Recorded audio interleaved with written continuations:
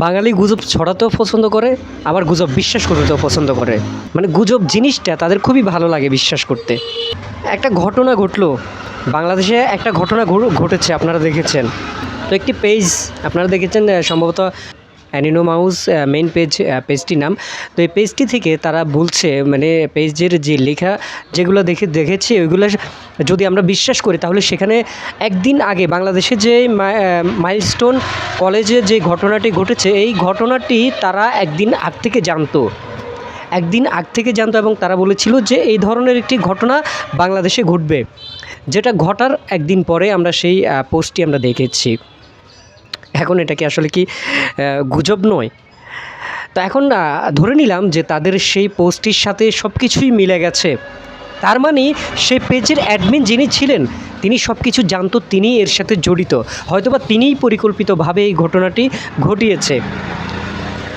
আর যদি তিনি জানেন বাংলাদেশের এত বড় একটা ক্ষতি হচ্ছে, তিনি জানালেন না কেন? যেখানে হাজার হাজার ছাত্রছাত্রী আজকে অনেকেই এই দুনিয়া থেকে বিদায় নিয়েছেন, অনেকেই অসুস্থ, অনেকেই এখন বর্তমানে হসপিটালে ভর্তি আছেন, তাহলে তিনি জানালেন না কেন?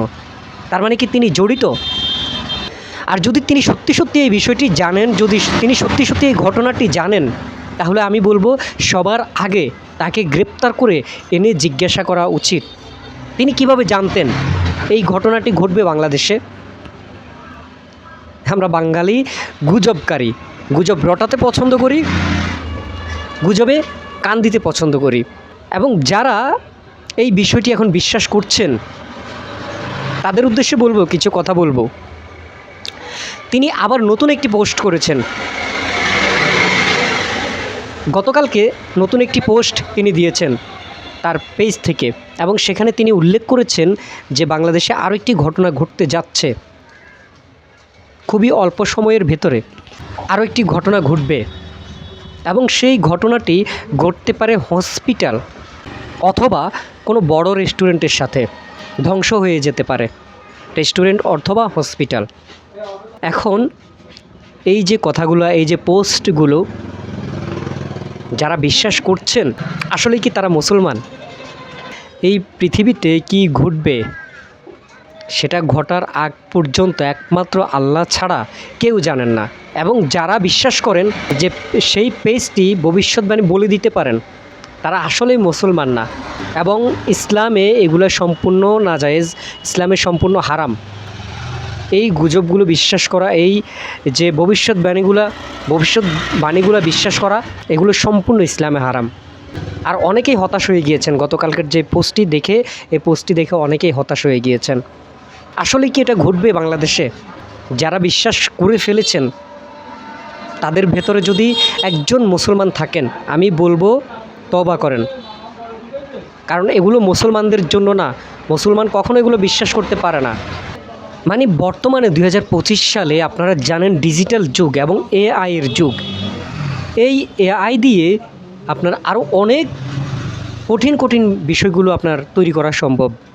এডিটের যুগ বর্তমানে, এডিটের মাধ্যমে অনেক কিছুই তৈরি করা সম্ভব। এখন আমি যদি আমার এই পেজে যদি একটা লেখা লিখি যে বাংলাদেশে এমন একটি অঘটন ঘটবে আগামী 5 দিনের মধ্যে, আপনারা কি বিশ্বাস করে ফেলবেন? অথবা লিখে আমি সেই পোস্টে 2 দিন আগে বা 3 দিন আগে কোনো একটি ঘটনা ঘটেছে, এই ঘটনাটি আমি হুবহু মিলিয়ে লিখলাম, লিখে আমি পোস্ট করার আগে সেখানে এডিট করে 3 দিন আগে 4 দিন আগে পোস্টের সেখানে লিখে দিলাম। এখন আপনারা কি বিশ্বাস করবেন যে তার এই পোস্টের সাথে মিলে গেছে? বাংলাদেশে বন্যা হলো, এখন আমি এই বন্যার ভিডিওটি নিলাম বা একটি পোস্ট করলাম বন্যাকে সম্পর্কে, এবং আমি বললাম যে বন্যা হবে আমরা জানতাম, এই ধরনের একটি পোস্ট লিখে আমি এডিটের মাধ্যমে 2 দিন আগে 3 দিন আগে করে দিয়ে দিলাম। তাহলে কি আপনারা বিশ্বাস করবেন যে এই পেজ থেকে আমরা দেখেছি, এই পেজে দেখেছি বন্যা হতো বাংলাদেশে? ভাই, বর্তমানে এআই এর যুগ, এই যুগে এসে যারা এখনও এগুলো বিশ্বাস করছেন, আমি বলবো যে আপনাদের আসলে ইমানটা মজবুত না। আগে ইমানকে আপনার মজবুত করতে হবে, ইমানকে শক্তিশালী করতে হবে। সর্বশেষ এটাই বলবো, গুজবে কান দিবেন না। পৃথিবীতে যদি এমন কিছু হয় যেটা আপনার জন্য দুঃখজনক হতে পারে, আপনার জন্য বিপদ বয়ে আনতে পারে, সেটা আল্লাহর হুকুমে হবে, সেটা সবার জন্য হবে। হওয়ার আগে যদি আপনি হতাশ হয়ে যান, হওয়ার আগে যদি আপনি ভয় পেয়ে যান, সবার আগে আমাদেরকে এই গুজবকারীদের বিরুদ্ধে রুখে দাঁড়াতে হবে। যারা গুজব ছড়াচ্ছে তাদের বিরুদ্ধে কথা বলতে হবে। যারা এই ধরনের গুজবগুলো ছড়াচ্ছে, যে পেজগুলো থেকে বিভিন্ন ফেক নিউজ ছড়ানো হচ্ছে, আমরা সাইবার ক্রাইমকে উদ্দেশ্য করে বলছি, আপনারা এই বিষয়ে অবশ্যই উদ্যোগ নিতে হবে। কারণ বর্তমানে এআইয়ের কারণে কোনটা সত্য কোনটা মিথ্যা এটাও আমরা বুঝতে পারি না। এই মিথ্যে নিউজগুলো করার কারণে আমরা কোনটা সত্য নিউজ কোনটা মিথ্যে নিউজ এগুলো আমরা বুঝতে পারি না। তো এই বিষয়গুলো অবশ্যই আপনাদেরকে তদন্ত করে দেখতে হবে। আল্লাহ হাফেজ, আসসালামু আলাইকুম।